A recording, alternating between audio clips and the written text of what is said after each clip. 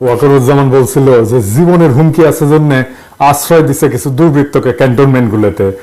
আজ আইএসপিআর থেকে জানানো হয়েছে যে জীবন বিপন্ন 24 জন রাজনৈতিক ব্যক্তিত্ব, 5 জন বিচারক, 19 জন অসামরিক প্রশাসনের কর্মকর্তা, 28 জন পুলিশ অফিসার, 487 জন পুলিশের বিভিন্ন পর্যায়ের সদস্য, বিভিন্ন পাবলিক বিশ্ববিদ্যালয়ের কর্মকর্তা সহ বিবিধ 12 জন এবং 51 জন পরিবার পরিজন সহ মানে স্ত্রী এবং শিশু সহ মোট 626 জনকে বিভিন্ন সেনানিবাসে আশ্রয় প্রদান করা হয়। আবার পরিস্থিতি উন্নতি হইলে 615 জন স্ব উদ্যোগে সেনানিবাস ত্যাগ করে। আবার এই বিজ্ঞপ্তিতে বলা আছে যে আশ্রয় প্রদানকৃত ব্যক্তিদের মধ্যে এখন পর্যন্ত 4 জনের বিরুদ্ধে অভিযোগ অথবা মামলার ভিত্তিতে যথাযথ আইনি প্রক্রিয়া অনুসরণ করে আইন শৃঙ্খলা বাহিনীর কাছে হস্তান্তর করা হয়েছে। আমি সবার কথা বাদ দিলাম, 4 জনের বিরুদ্ধে তো অভিযোগ আছে, তাই না?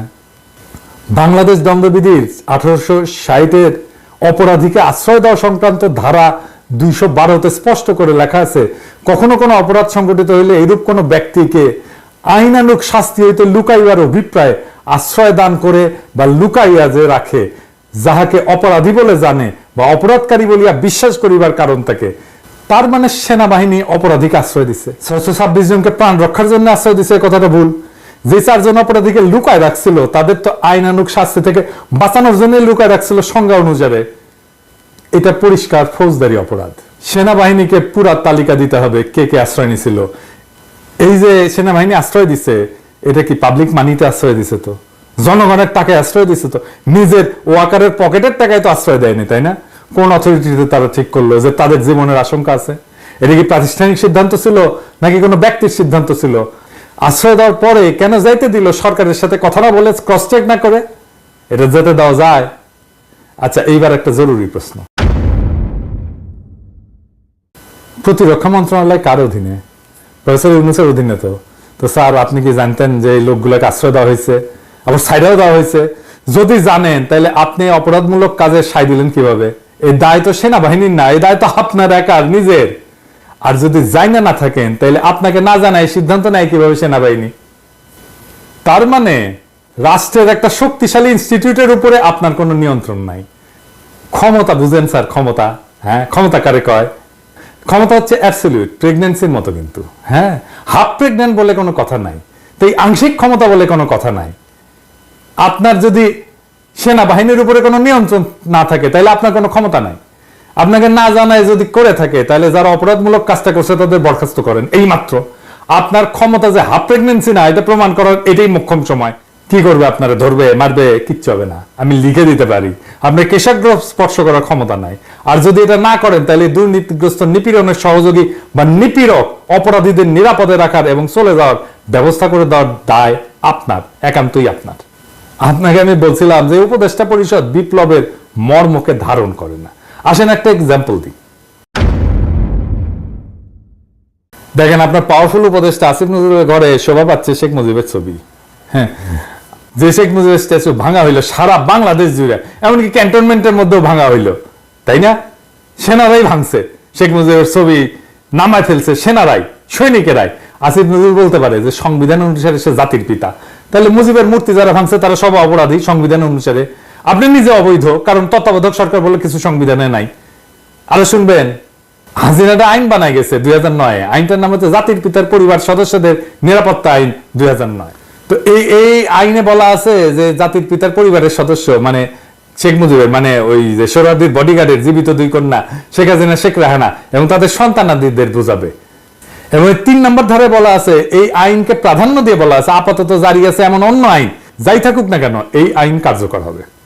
এবং এই আইন অনুসারে ভিআইপির জন্য যেরকম নিরাপত্তা ব্যবস্থা আছে সেরকম নিরাপত্তা সরকার জাতির পিতার পরিবার সদস্যদেরকে আজীবন সর্বস্থানে প্রদান করবে। এবং এটা একটা উপধারা আছে 1, এখানে উল্লেখিত নিরাপত্তা প্রদানের ক্ষেত্রে সরকার পরিবার সদস্যদের মতামতকে প্রাধান্য দেবে এবং এই পরিবারের নিরাপত্তা বিধান শর্তে তাদের দ্বারা নির্ধারিত শর্তে উক্ত পরিবার সদস্যগণের প্রত্যেকের জন্য নিরাপদ এবং সুরক্ষিত আবাসনের ব্যবস্থা গ্রহণ করবে এবং সেসব বিবেচনায় প্রয়োজনীয় অন্যান্য সুবিধাবলীও তাদেরকে প্রদান করবে। তার মানে আপনি যে সংবিধান মেনে হাসিনাকে সুরক্ষা দিতে বাধ্য, জয় আসলেও সুরক্ষা দিতে বাধ্য। এই জন্যই জয় বলে যে সে দেশে আসবে, হাসিনা বলে সে দেশে আসবে। এই যে কনফ্লিক্ট, এটাকে আপনাকে রিজলভ করতে হবে।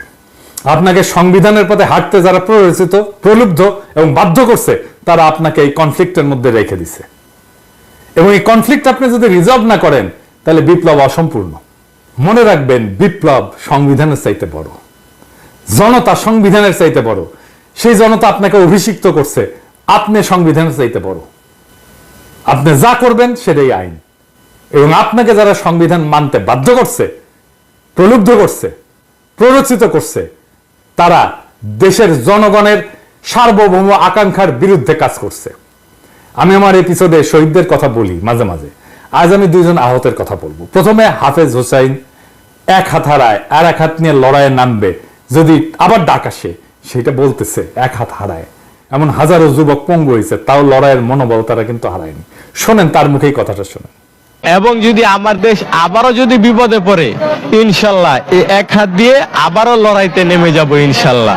আমার দেশের জনগণ এবং আমার দেশের আমি নিজে ভালোবাসি, আমার দেশের আমি ভালোবাসি, এবং আমার দেশের যে মানুষ, আমি দেশের মানুষরেও অনেক ভালোবাসি। যদি ইনশাল্লাহ আবার ডাক আসে, ইনশাল্লাহ এক হাত দিয়ে আবার লড়াই করতে যাব। আমি মাওলানায় পড়ি, হাফেজি শেষ করে মাওলানায় পড়ি।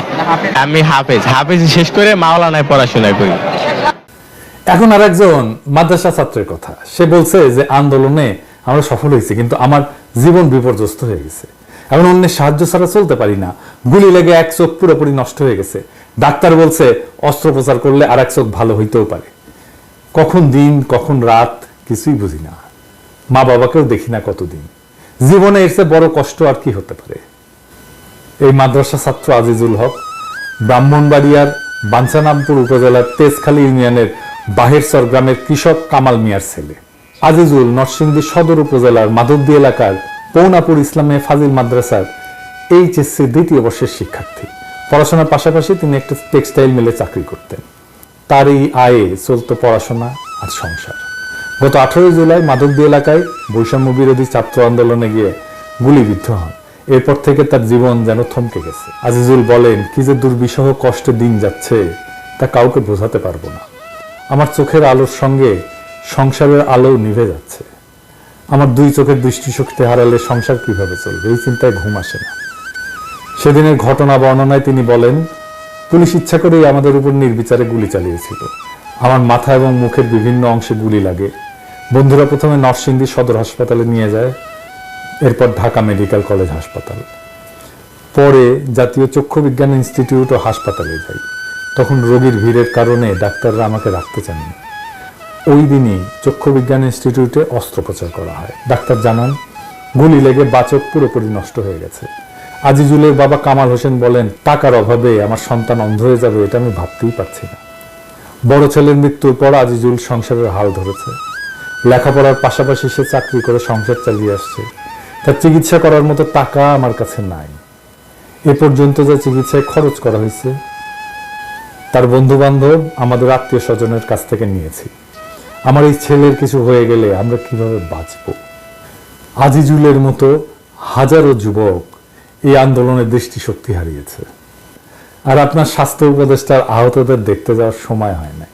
আহতদের একটা তালিকা পর্যন্ত করতে পারে নাই স্বাস্থ্য মন্ত্রণালয়।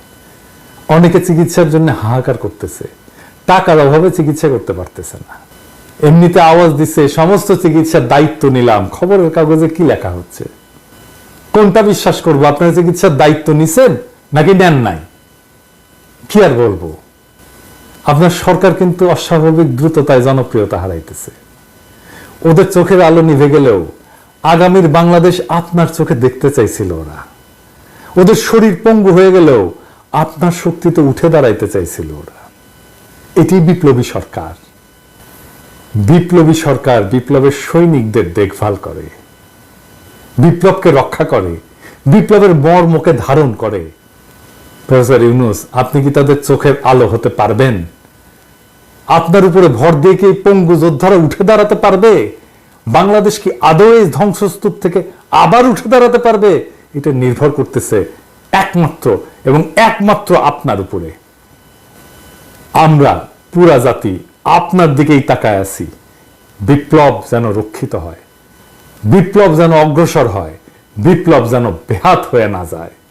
আশা করি আমাদের সকলের আকাঙ্ক্ষা আপনি বাস্তবায়ন করবেন এবং এই সকলের আকাঙ্ক্ষা বাস্তবায়ন করার জন্য প্রথম যে কাজটা আপনার নিরঙ্কুশ ক্ষমতা প্রতিষ্ঠিত করবেন। সারা দেশবাসী আপনার সাথেই আছে, সারা দেশবাসী আপনার সাথেই থাকবে। ইনকিলাব জিন্দাবাদ।